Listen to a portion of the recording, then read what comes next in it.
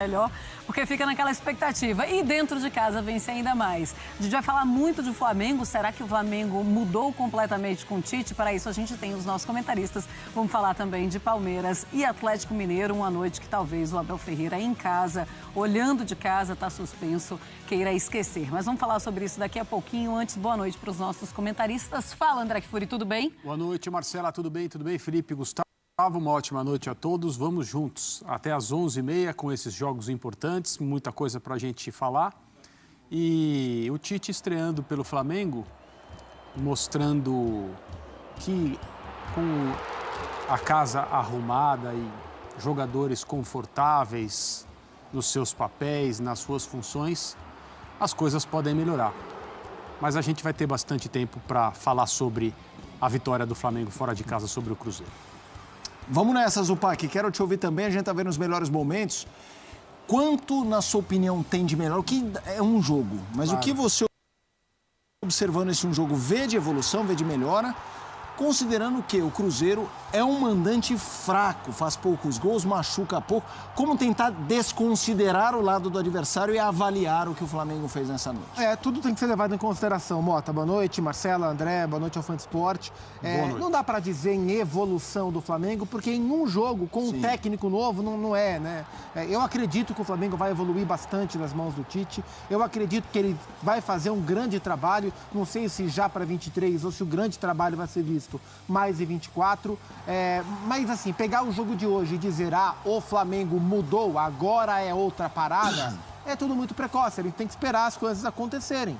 A atuação hoje, ela não foi encantadora, ela não foi brilhante, ela foi organizada, né? Ela foi equilibrada, né? Inclusive no primeiro tempo, até o Flamengo construir a sua vitória e o primeiro gol, o gol do Ayrton, sai aos 38 minutos, era um Flamengo que era mais organizado que o Cruzeiro, mas que não levava perigo. Era um jogo de quase nenhuma finalização, os goleiros quase que não trabalhavam. O Cruzeiro finalizou melhor primeiro, né? Pois é, a partir do gol do Ayrton Lucas, aí o Flamengo assenta, toma conta do jogo, constrói o 2-0 e aí o jogo acaba, né? O Cruzeiro tenta reagir, mas é um time com muitas dificuldades. Então, acho que assim, o grande ponto é a organização do time nesse primeiro jogo. O Tite organizou o Flamengo, fez um time bem arrumado.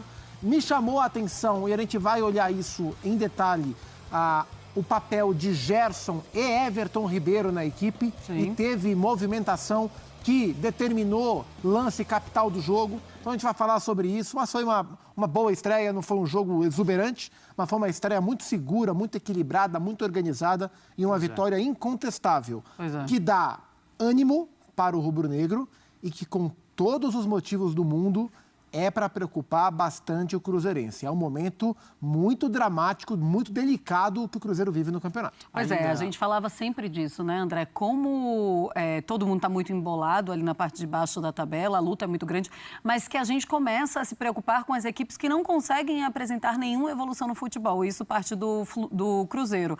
Mas é um Flamengo que, se precisava de alguma coisa nesse primeiro jogo com o Tite, era a organização, e isso o Tite apresentou. Duas coisas me chamaram a atenção. Essa organização que o Gustavo mencionou e o que eu disse mais ou menos, né, colocando os jogadores em funções nas quais eles ficam confortáveis. O Flamengo preocupava demais, né, antes da chegada do Tite, por vários problemas. Um deles era o comportamento sem a bola, era um time permissivo, defendia mal. Hoje não fez uma atuação espetacular, tanto que o Rossi teve de fazer uma defesa na primeira finalização do jogo, que foi do Cruzeiro. A gente não sabe o que teria acontecido se o Cruzeiro marcasse ali, mas o Flamengo poderia tranquilamente, mesmo se tivesse tomado aquele gol, o gol naquele momento, virado o jogo e ganhado com a facilidade e a autoridade que terminou ganhando por 2-0. Então, essa questão de, sem a bola, ser um time mais consciente e mais sério do ponto de vista defensivo, isso faz parte do manual do Tite, né? É 50% do tal equilíbrio que ele menciona. E com a bola, se não foi brilhante, se não foi um jogo para encantar, se o Flamengo não teve uma movimentação ofensiva espetacular, com troca de passe, dominou o Cruzeiro por intermédio da posse, teve mais posse no estádio do adversário. Aí a gente precisa, sim, contabilizar a fragilidade do Cruzeiro. Mas a outra coisa que me chamou a atenção foi o comportamento dos jogadores. A gente consegue fazer certas leituras, né? Mais ou menos ali. Ontem a gente falava aqui sobre o comportamento, a reação, na verdade, dos jogadores do Botafogo na hora do apito final. Aquela celebração, né, depois de ter ganhado do América fora de casa.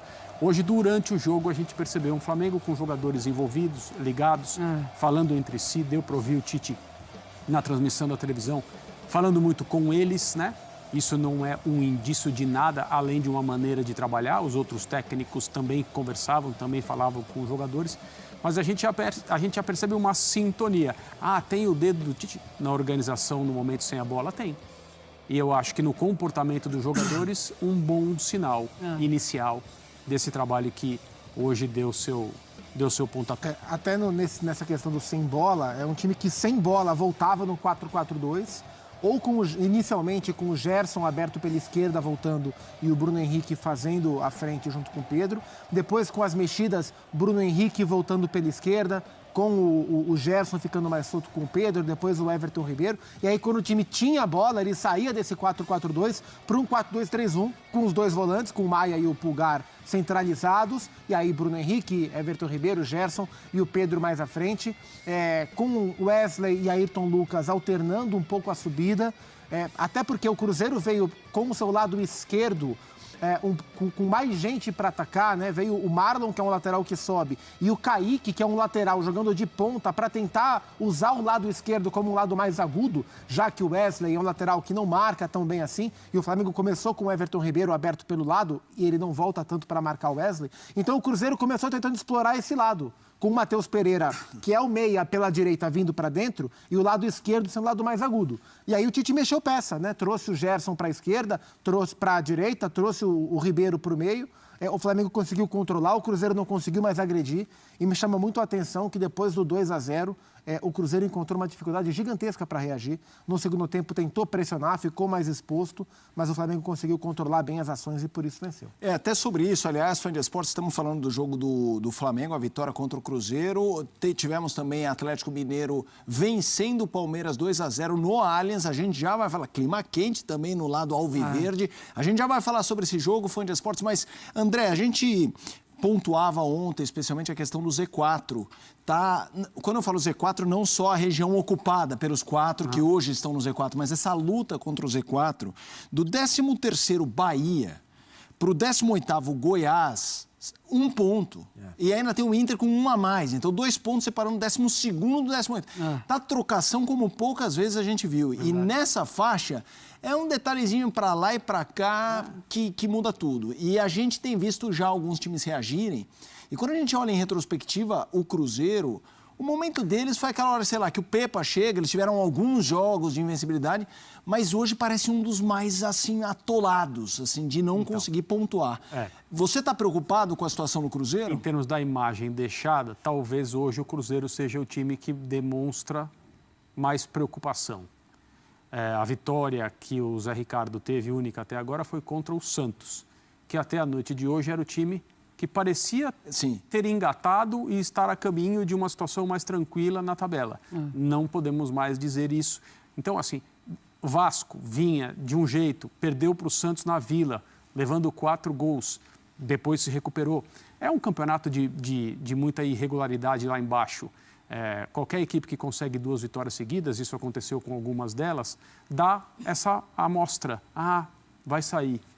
Talvez não seja assim, talvez seja uma precipitação a gente fazer esse tipo de afirmação, mas o Cruzeiro realmente preocupa pela sua inoperância, pela sua ineficiência.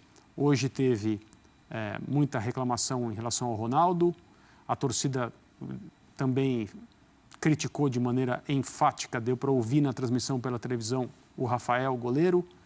Eu fico perguntando o que o torcedor do Cruzeiro, que obviamente quer ver o seu time ganhando, quer afastar essa possibilidade de rebaixamento, mas para hoje, especificamente na noite de hoje, contra o elenco do Flamengo na estreia do Tite, o que o torcedor do Cruzeiro acha anormal numa vitória do Flamengo por 2-0? Então, algumas situações como a de hoje são absolutamente normais e naturais quando você olha um elenco, olha o outro. Mas o Flamengo vinha mal, o ano inteiro é ruim.